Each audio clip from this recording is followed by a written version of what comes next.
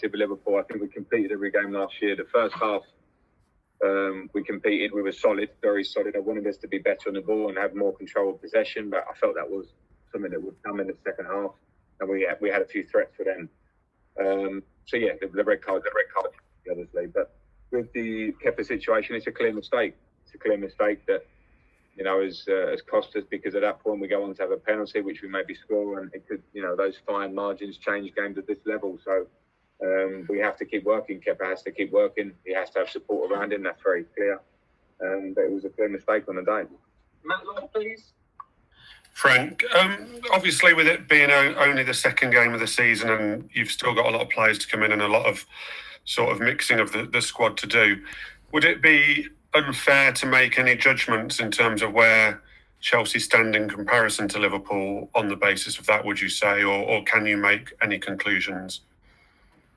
No, I don't think so. I mean, people may do. I don't think you can ever really make judgments on a game that's tight for half a game and then becomes 10 against 11, and the result and the face of the game completely changes. I was actually really pleased with the sort of spirit and work ethic and some of the real individual performance, particularly from us in the defensive side. So, there's a lot for us to look forward to. We have players coming back who are injured. Some of the new signings are injured. We get more time, and we will have more time and days to work together on fitness, but also on the way we want to play. There were flashes of it today. We'll see a lot more of that. So it's not the time for judgment. It's game 2. We had 10 men against Liverpool. We almost can come away with a 1-1 if circumstances change. And I think there were a lot of positives out today. Nick Peel, please. Hi, Frank. Obviously, it seems like Timo Werner's done everything but score in his 2 games so far. How would you assess his contribution so far? Are you pleased with his start? Yeah, I'm very pleased with his start. We brought him to the club for the attributes that we're seeing. We're seeing speed, we're seeing individual moments. We will see goals from him, we know that. And I thought as well with the second half and how difficult it would have been for him and Mason, but himself, and if he comes up with a moment that could get us back into the game, I'm delighted with him, and we'll see a lot more. And also his manner, his way, his desire to work for the team, his behaviour in the dressing room. I'm delighted with Timo. Okay, we'll do 2 more. Jeremy Langdon and then Nizar Kinsella to finish. Hi, Frank. Can you just say anything about the reports in France suggesting a Mendy deal is done and that he may be arriving this week, and also about the omission of Rudiger? Some people wondering about his future tonight as well. Can you say anything about that? Yeah, I mean, I don't have news on the Mendy one, so I'll stay away from that until anything's confirmed. You should never speak on other players. So that's that. On Rudiger, now we have 5 centre-halves at the club. So, I can't pick a squad that has 3 of them on the bench. So that's the way it is. I have to pick the squad via training and situations and their opponents, and that was the selection one today. Okay, last one is Nizar Kinsella. Hi, Frank. Kind of following up from that, Tomori came on after 45 and did pretty well. Is it a sign of his character, also a sign of how much you trust in that? And what do you think of generally defensively? Is this something you might use to play against teams and hit them on the break?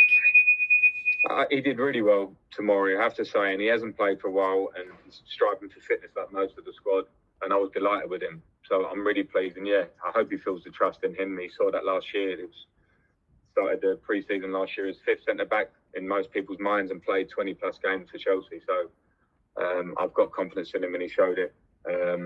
Your second part of the question, sorry about yeah, I mean, there will be times against a team like Liverpool where you have to be solid. We know at times last year we conceded too many goals, so there are times like that.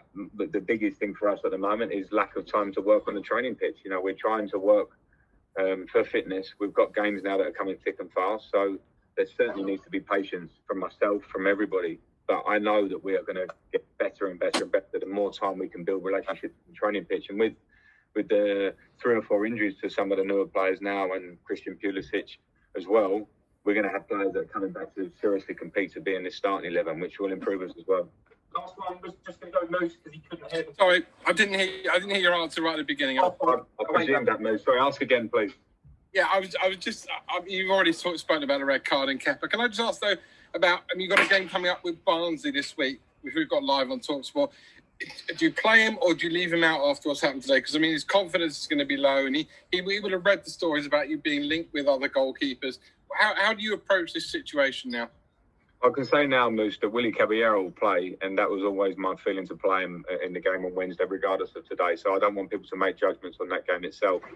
Listen, he's our player, and it's clear now there's 2 games where we feel today was a clear mistake. I think Brian was a mistake as well, and he's reflected on that in that way. So we have to keep working. It's the rules of football, Moose. Difficult times. Individually, players need support, particularly from myself. I give that to all the players, and Kepa has to keep working. You know, nobody tries to make mistakes in football. It's the nature of the game. You have to be strong and keep going, and that's where he's at. That's it. Thanks, guys. Thank you.